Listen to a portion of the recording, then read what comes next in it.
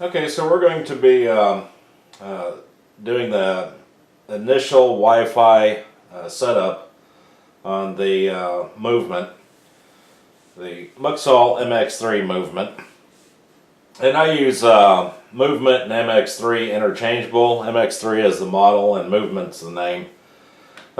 Anyway, so any standard USB keyboard like this, you know, it has just standard USB port like that, or if you ordered one of these little flexible keyboards from the Muxall website, then you can also use that, and it also has this little standard USB port that you plug in, and so we're going to go ahead and use that. Let's set this out of the way. Since you can get that from Muxall, and I mean, these things are okay. They're pretty cheap. I wouldn't want to type a novel on one.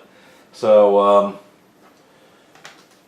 but you can roll them up and you know, stick them in a drawer somewhere. And if you ever need to change anything on the in the config, then you can plug in. And one of the reasons why we don't really have it set up in the GUI is because you know, there's kind of a security thing, but anyway, we'll look at that. We might change it later, but initially you'll need to set it up to begin with. So you just plug this in. There's 4 USB ports right here, and you can, doesn't matter which one you plug it in, just pick one, plug it in, and then then you'll want to plug the power in. The power goes right there. So I'm just going to plug the power in,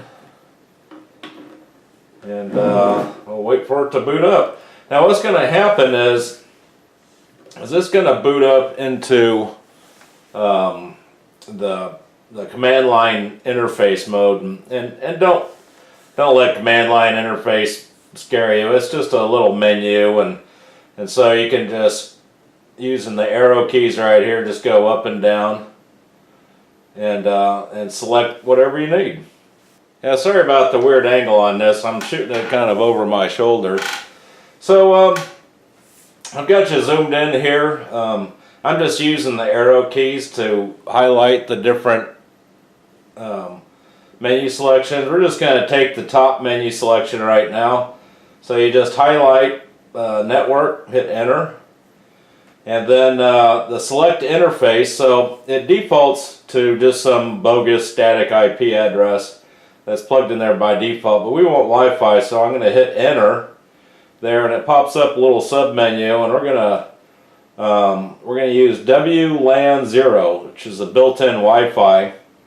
So just select that, and then we're going to scroll down, and I'm going to enter the my network name. I'll just call it my network, and this will be my password. And of course you'll put your own real stuff in there.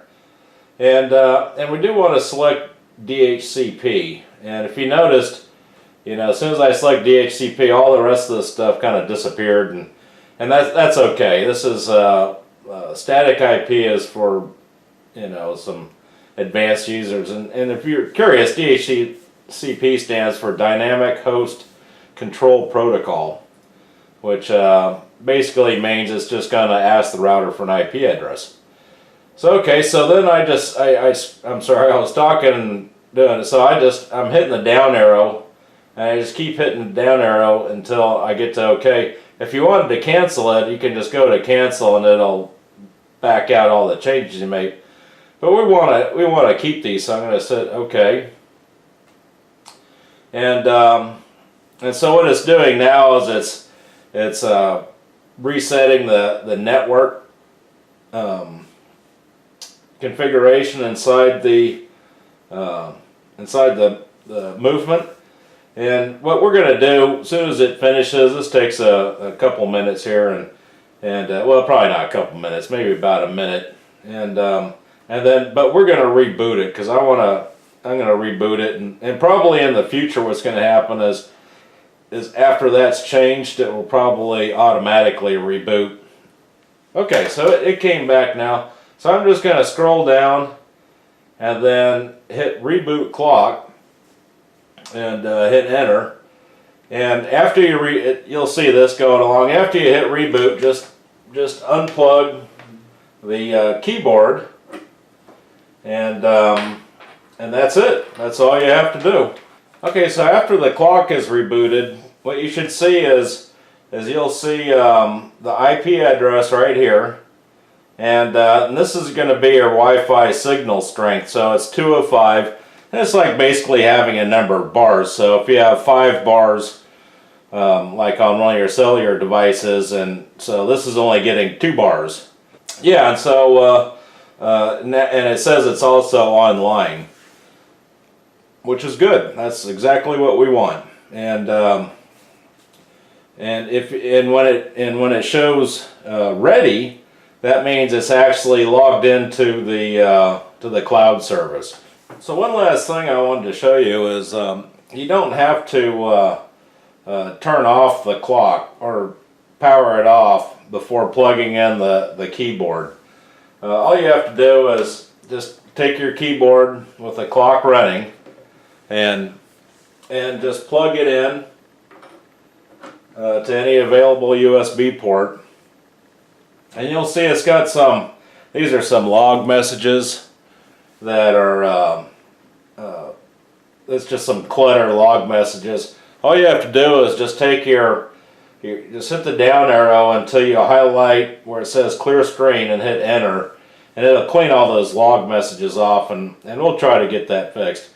And then you just set it the way you just normally set it, like what I was showing earlier. And after you're all done, all you have to do is just unplug the keyboard, and it should come right back. And there it is.